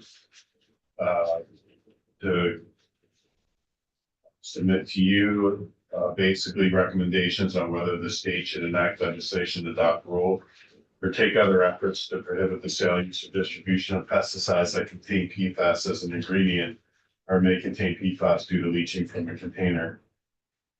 Again, the testimony I heard, I don't want to characterize what you wanted to, but yeah, I'm sure didn't want to do this. Yeah. So. So we didn't really get into the recall, I guess. No. We talked about labeling at one point. Could we require some labeling so the average consumer understands there's PFAS in this? If they want to use it, they're kind of using it at their own risk. If they understand what that risk is. I think Yeah. that's hard. And I would defer to Steve on whether or not that label would be preempted by FIFRA. Because FIFRA's preemption is about the label, but it's about the EPA label, not about the marketed label. Well, Steve Cornell, Wyoming Agriculture, yeah, so when it comes to pesticide labeling, states are not allowed to require changes on the label per se. The mechanism that's used is to tell the registrar, we will not register your product unless you go back and change the label of EPA, which happens all the time. There's a lot of state systems on labels. Just to the issue of PFAS in flea collars, like Pam stated, those 6 materials are not allowed to be in flea collars. So if we became aware of, or any other state became aware of the products being, then the appropriate thing to do is go back to EPA and say, hey, we found these things, and let them take the enforcement action of the manufacturer to remove those products from the process. And that's the way, because we don't manufacture flea collars in Vermont, so they're being manufactured somewhere else, and that's an issue. EPA or regulates the product. It also regulates what's called the producer establishments. They all have to be licensed and registered. Do they register here or are they treated articles? No, they're registered. They're They're definitely registered. And the air tags are registered. And they're registered also, yes. Anything like that is registered. Because they're a pesticidal right, because delivery method. they're not protecting the ear tag, they're protecting the animal. Right, exactly. So they are registered, but again, it would be, like Pam said, these products are not allowed to be in there. So if they're in there, it's a contaminant. EPA needs to jump on it and do something about it. So Brian, Are there other, so those 6 aren't in the flea collars? Are not allowed. Are not allowed. Right. Are there others that are allowed? Is that? Well, that becomes the question of definition. And so that's what the whole thing hinges on, Yeah. is what is PFAS? Uh-huh. And, so there are different definitions by different regulatory entities, which I'm, not the expert on. Pam's the expert on. I don't know if you still want or not. So we don't have a state definition. We have several definitions of PFAS. I would say, I think there's 3 Okay. Vermont, in Vermont. There have been, I don't know if they're really fully peer-reviewed scientific studies, but there have been some studies that have shown that there are PFAS in flea collars, but I agree with Steve, it depends on how, does that just mean that there's a fluorinated compound in it? Right. Or does it mean that it's long chain, et cetera, et cetera? I don't know the answer to that question. Right. Yeah, so we just add to that. So some flea collars contain pesticides like fipronil and flumethrin, which depending on how you define PFAS are PFAS themselves. So fipronil, for example, has one fully fluorinated carbon atom. But as the industry folks said, and as Dan has said too, all those products are already evaluated extensively for persistence in the environment, toxicity, and everything else. And so the problem with a broad definition is now you're taking everything that's already been evaluated, and you're saying, well, because they have that one atom or that one bond, now they go in a whole different category, and all the evaluation and the testing and the risk assessment goes out the window because now you're saying, oh, it's PFAS. And so you just stick them in another category. So that's the issue, I think. Yeah, Michael, is this, with other chemicals like this, is it unusual to have a definition? Or is this sort of an anomaly in a way that you have like something that has a bunch of different definitions? Yeah, I think it's as a chemical. I don't know if it's an anomaly or not, but I mean, it's so broad. Yeah. And it captures everything. It captures medicines. It captures, you were talking about the med stuff. veterinary. I'm talking to our veterinary colleagues. It captures materials fundamental to veterinary care, like the anesthetics and some of the antibiotics. It's so broad that it just captures everything.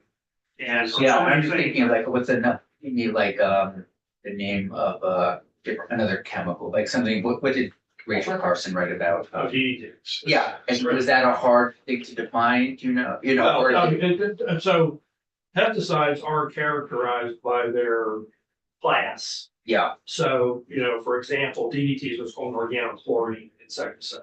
And there's a whole class of those.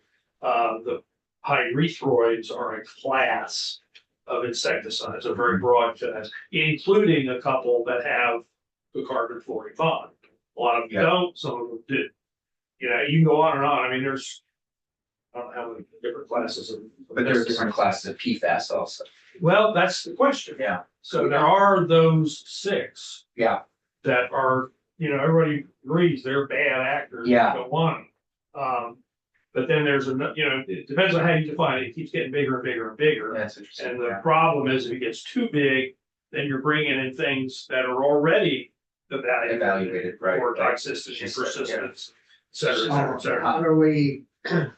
how do we protect our Benny the dog and all the other little dogs around? And ticks and, It's really not about Benny, it's about when you put it on her, when you grab the collar, it gets on you. oh, hell, then I'm not even concerned about Yeah. As long as the dogs are okay. it. Yeah. I thought maybe it was, Benny, right? yeah, I'm with you. I mean, hell, we breathe that in every day. I mean, they're everywhere, they're probably in our clothes. Oh, yeah. And, So Senator Camp, and you asked if this was like an anomaly. Yeah. It's not common, but you've done this with the chemical before. It's brominated flame retardants, and I have to say, when I try to put brominated in the General Assembly's search function, it said bro instead. Bro instead. So there's bro instead flame retardant Yeah. means any chemical containing the element bromine that is added to plastic foam or textile to inhibit flame formation. So you had a very broad definition for this, but you also restricted it to where it was used plastic foam or textile. So, but that's really the only time that I could, maybe PPA. But those are the only 2 that I can think of where you went with that broad definition. And there was need for a lot of guidance on how this was going to apply. that's right. So how would life change if our recommendation was to strike section 6 and 7? I mean, we've talked a lot about things that are already prohibited, which to me means this is duplicative and redundant in some way. We talked about an exemption for flea collars and ear tags, but if this doesn't go the way it is now, that goes away too, I think. Then those can continue to be sold. I mean, if it's just limited to the 6, I don't think it changes anything. If it's. And the agency already has the ability to request formula if it wants, so if it has a concern, it can request formula. And the piece about the agency doing a study and doing all this stuff, I think EPA is already doing a lot of that, and it just makes people sit around a table and push paper around even more. Well, EPA did just order the major manufacturer of pesticide containers to take PFAS out of the container. That was just. Oh, that's right. That was just in December. So I don't know if it changes much that's already. It's already implemented or is in the process of implementation. So we could then just get along without it. 6 and 7. So could you put us together some language that we could ship to health and welfare? I'll just tell Senator Lyons that I want to testify to her on your recommendation. That's great. And why. If that's okay with you. Yeah, that would work for me. See what she says. And, if she needs one of us to be in there when you're there, that's fine. That'd be very good. So putting it a different way, if we were to pass 6 and 7 again, nothing's gonna change. Well, if you did pass 6 and 7, what would change is the registration. Right, the requirement. registration requirement, with those 12,000. Right. creates a lot of, in my view, busy work. Yeah, it's true. So. But, Yeah. so, Yeah. well. Sure, yeah. We've heard a lot on this particular subject. Yeah. And to do something that doesn't really do any good for anything. And it's already being done for the most part. Like, that's my life. And so, like we could more. Do we happen to know, like we can ask in our lines, where 6 and 7 came from? Were these her thoughts, or if this was? No, it was based on Maine. Oh, that's right. All kinds of Thank you. We know what kind of units they got in. Yeah. Any other questions for Michael? It's really helpful. Can I ask you one final? The rest of that bill that she has, what does it do? Did that? I wasn't the drafter of the rest of it. Katie drafted the rest of that. Thanks. What about that other bill, the 80-odd pages that came from something? Oh, right. Which bill is this? That was, Can't remember. I just can't. Oh, that, Which one? Senate Natural? oh, this, oh, that, Okay, Yeah. the 81 pages of it. it's only 69. Oh, Good. yeah, that was, we haven't seen y'all around because of I thought that was all. 69 pages. Well, and 50 others here and 40 there. Yeah, exactly. So thank you, All right. Michael. and- Have a great weekend, everyone. Yeah, Thanks, thank you. Thank you. We'll Steve, review thanks. that, Tuesday or. Sure. Thursday. 301. Hey, Mike, Yeah. you know, the Interceptor Star one to have Oh, a any- attachment.